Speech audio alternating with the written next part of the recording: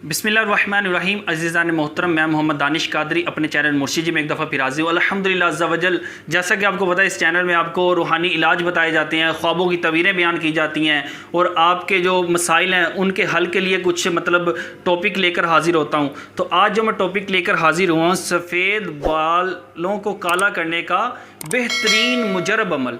जब किसी के सफ़ेद बाल हो जाते हैं तो वो परेशान होता है, हालांकि सफ़ेद बाल तो बुढ़ापे में जाकर होने चाहिए, तो लोग परेशान हो जाते हैं, यार मेरे सफ़ेद बाल हो गए। हालांकि इसका कोई ऐसा इफ़ेक्ट नहीं है, कोई ऐसा इशू नहीं है, ठीक है। अगर बिलफर्ज आपके सफ़ेद बाल हो गए हैं तो अब आप परेशान हैं, उनको ब्लैक करना चाहते हैं, काले करना चाहते हैं, तो आपने करना क्या जी, छोटा सा अमल है, छोटा सा काम है। आपने एक जड़ी बूटी लेनी है, इस्तखदूस, इसको मैं लिख कर भी सेंड कर दूंगा, ये पंसारी की दुकान से आसानी से मिल जाती है। आपने 6 ग्राम इस्तखदूस बूटी लेनी है, ठीक है। उसको 5 से 6 मिनट पानी के अंदर पकाना है।